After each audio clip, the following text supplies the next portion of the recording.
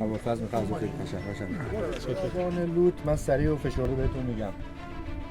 تنها اثر ثبت شده طبیعی کویری ایرانه. آماده شدیم بریم.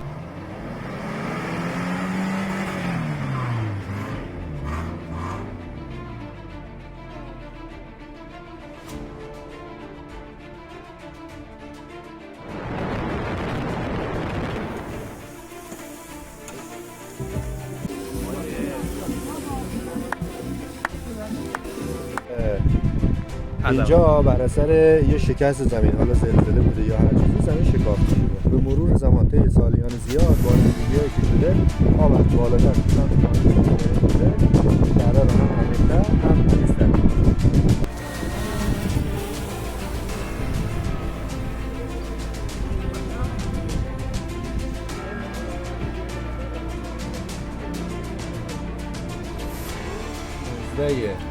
بهمن 1402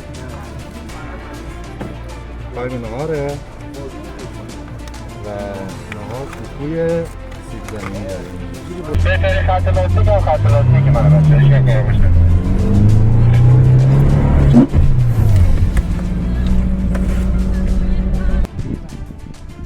ولش کن بذار خودش بیاد.